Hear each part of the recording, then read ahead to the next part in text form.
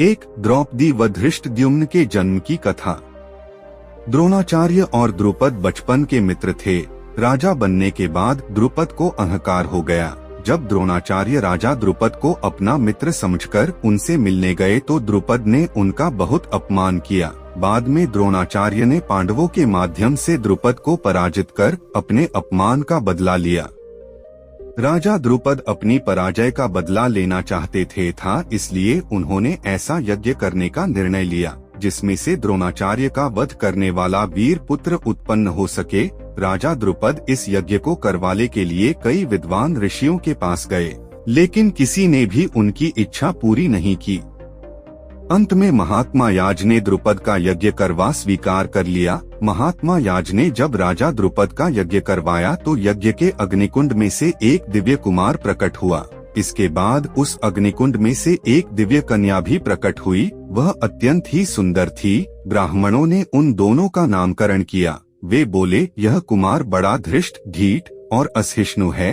इसकी उत्पत्ति अग्निकुंड से हुई है, इसलिए इसका धृष्टद्युम्न होगा। यह कुमारी कृष्ण वर्ण की है, इसलिए इसका नाम कृष्णा होगा। द्रुपद की पुत्री होने के कारण कृष्णा ही द्रौपदी के नाम से विख्यात हुई। 2. राधा के जन्म की कथा। ब्रह्मा वैवर्त पुराण के अनुसार एक बार गोलोक में किसी बात पर राधा और श्रीदामा नामक गोप में विवाद हो गया। इस पर श्री राधा ने उस गोप को असुर योनि में जन्म लेने का श्राप दे दिया। तब उस गोप ने भी श्री राधा को यह श्राप दिया कि आपको भी मानव योनि में जन्म लेना पड़ेगा। वहाँ गोकुल में श्रीहरि के ही अंश महायोगी रायाण नामक एक वैश्य होंगे। आपका छाया रूप उनके साथ रहेगा। भूतल पर लोग आपको रायाण की पत्नी ही समझेंगे। श्रीहरि के साथ कुछ समय आपका विछोह रहेगा। ब्रह्मा वैवर्त पुराण के अनुसार जब भगवान श्री कृष्ण के अवतार का समय आया तो उन्होंने राधा से कहा कि तुम शीघ्र ही वृषभानु के घर जन्म लो। श्री कृष्ण के कहने पर ही राधा व्रज में वृषभानु वैश्य की कन्या हुई। राधा देवी अयोनिजा थीं, माता के गर्भ से उत्पन्न नहीं हुई। उनकी माता ने गर्भ में वायु को धारण कर रखा था। उन्होंने योग माया की प्रेरणा से वायु को ही जन्म दिया, परंतु वहाँ स्वेच्छा से श्री राधा प्रकट हो गई। 3. राजा सगर के 60,000 पुत्रों के जन्म की कथा। रामायण के अनुसार इक्ष्वाकु वंश में सगर नामक प्रसिद्ध राजा हुए। उनकी 2 रानियां थीं, केशिनी और सुमति। दीर्घकाल तक संतान जन्म न होने पर राजा अपनी दोनों रानियों के साथ हिमालय पर्वत पर जाकर पुत्र कामना से तपस्या करने लगे। तब महर्षि भृगु ने उन्हें वरदान दिया कि एक रानी को 60,000 अभिमानी पुत्र प्राप्त तथा दूसरी से एक वंशधर पुत्र होगा। कालांतर में सुमति ने तुम्बी के आकार के एक गर्भपिंड को जन्म दिया। राजा उसे फेंक देना चाहते थे, किंतु तभी आकाशवाणी हुई कि इस तुम्बी में 60,000 बीज हैं। घी से भरे एक एक मटके में एक एक बीज सुरक्षित रखने पर कालांतर में 60,000 पुत्र प्राप्त होंगे। इसे महादेव का विधान मानकर सगर ने उन्हें वैसे ही सुरक्षित रखा। समय आने पर उन मटकों से 60,000 पुत्र उत्पन्न हुए। जब राजा सगर ने अश्वमेध यज्ञ किया तो उन्होंने अपने 60,000 पुत्रों को उस घोड़े की सुरक्षा में नियुक्त किया। देवराज इंद्र ने उस घोड़े को छलपूर्वक चुराकर कपिल मुनि के आश्रम में बांध दिया। राजा सगर के 60,000 पुत्र उस घोड़े को ढूंढते ढूंढते जब कपिल मुनि के आश्रम पहुँचे तो उन्हें लगा कि मुनि ने ही यज्ञ का घोड़ा चुराया है। यह सोचकर उन्होंने कपिल मुनि का अपमान कर दिया। ध्यानमग्न कपिल मुनि ने जैसे ही अपनी आंखें खोली, राजा सगर के 60,000 पुत्र वहीं भस्म हो गए। 4. जनक नंदिनी सीता के जन्म की कहानी। भगवान श्री राम की पत्नी सीता का जन्म भी माता के गर्भ से नहीं हुआ था। रामायण के अनुसार उनका जन्म भूमि से हुआ था। वाल्मीकि रामायण के बाल कांड में राजा जनक महर्षि विश्वामित्र से कहते हैं कि एक दिन मैं यज्ञ के लिए भूमि शोधन करते समय खेत में हल चला रहा था।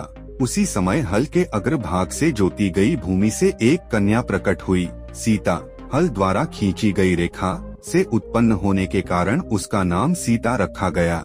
पृथ्वी से प्रकट हुई वह मेरी कन्या क्रमश बढ़कर सयानी हुई। 5. मनु व शत्रुपा के जन्म की कहानी।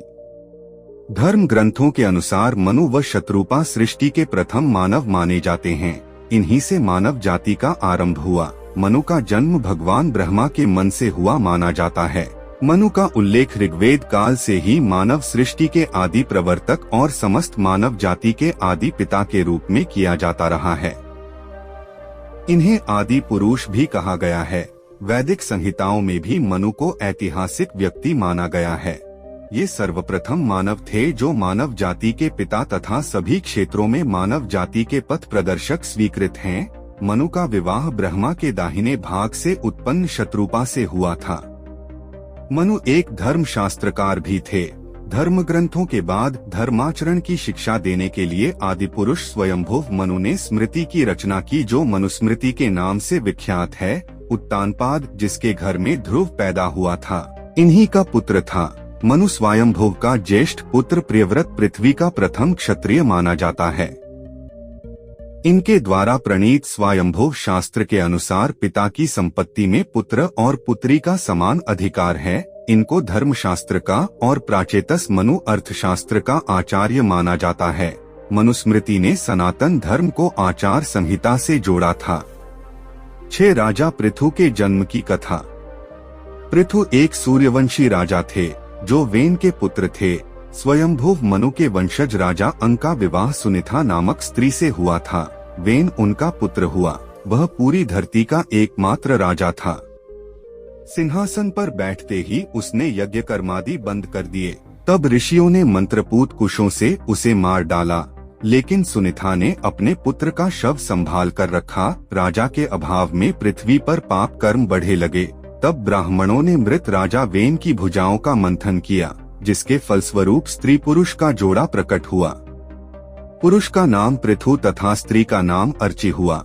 अर्ची पृथु की पत्नी हुई। पृथु पूरी धरती के एकमात्र राजा हुए। पृथु ने ही उबड़-खाबड़ धरती को जोतने योग्य बनाया। नदियों, पर्वतों, झरनों आदि का निर्माण किया। राजा पृथु के नाम से ही इस धरा का नाम पृथ्वी पड़ा।